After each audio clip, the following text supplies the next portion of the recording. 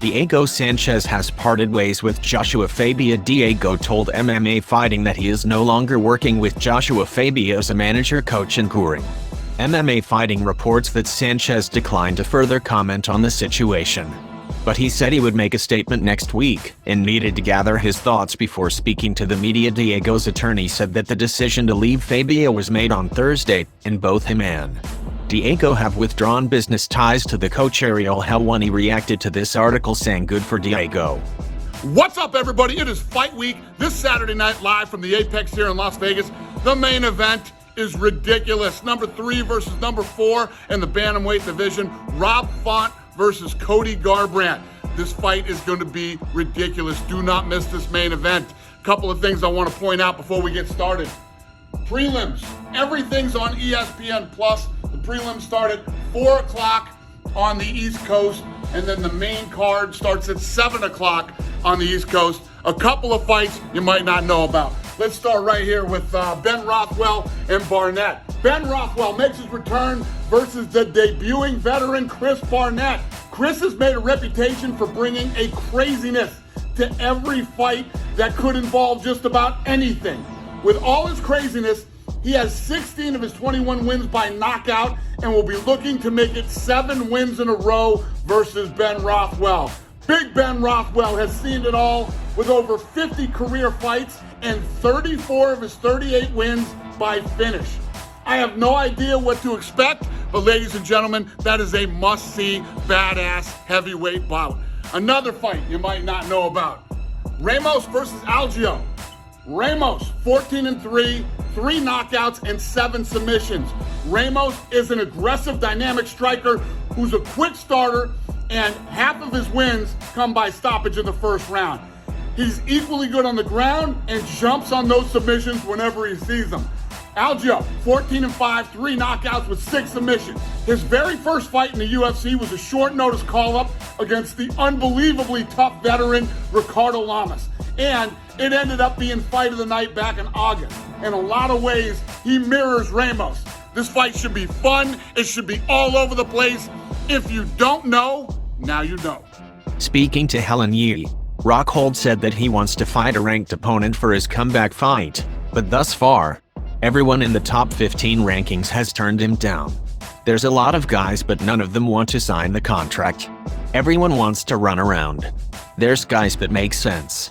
Uriah Hall was an option. He didn't want that. Kevin Holland was an option. Doesn't seem like that was an option. Darren Till was thrown around. I think people jumped on that one. I'm not opposed to anyone. Paulo Costa. Anybody in that range. I mean, the Italian kid, Marvin Vettori, jumped. He beat Kevin Holland and he got a title fight. I just don't understand that. He beat a guy coming off a loss. Rockhold said. A lot of these guys need to be proven, need to be tested, and I'm pretty sure I came off a world title fight. I've been inactive, but I needed the time off, but there's also injuries, and everything I had to assess, and then had to take care of. So it's not exactly my choice, but the time off has suited me well. I've healed all my issues and I'm ready to go. I just need a fight, an opponent, a contract. I think that Darush owes a big thank you to Tony Ferguson. I think that the Ferguson effect is very real. We saw how far it got Charles Oliveira. I think it's going to move Darush up at least a little bit, but it does come back to what you just said. I don't know where Justin Gaethje is. I could reach out to Justin Sherman. I could find out this exact answer, but I'm trying not to. I'm trying to stay back, kind of let him steer his own career. There seems to be some major opportunities. Look, Errol, I heard from Michael Chandler within 24 hours of that match being over. He asked if he could come on a YouTube program that I do. I said, Chandler, I'm sorry, I'm on the road. I'm going to be in Georgia. I'm not in the studio. I can't do it. Do you have a message? I'll get your message out for you. He said, yes, Chael. The message is, I want to fight anybody, and I want to do it right away. I don't want to wait. It's how I got this opportunity in the first place, and it's how I intend to get it again. So there. Told Chandler I get the message out. There's the message. We recently found out that Dana White, he blocked George St. Pierre from fighting Oscar De La Hoya in a boxing match. Are you aware of this? Really? Yeah. I mean, I think it makes sense, especially because George is doing a lot for the sport, especially for UFC. And why you hold the guy? This don't make sense, you know? Wow. First of all, I think when you do your job, especially fight, and the level me and George do it, the people need to respect. You know, and George working hard for make a lot of things for UFC. And no make sense Dana White hold George St. Pierre, you know,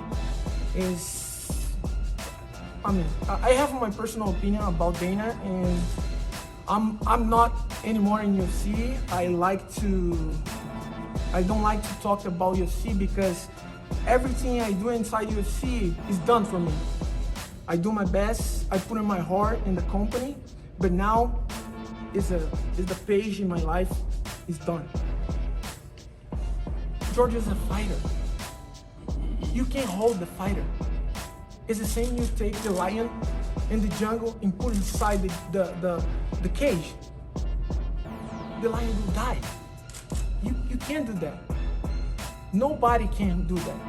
You know, it not make sense. This is terrible, terrible, completely terrible.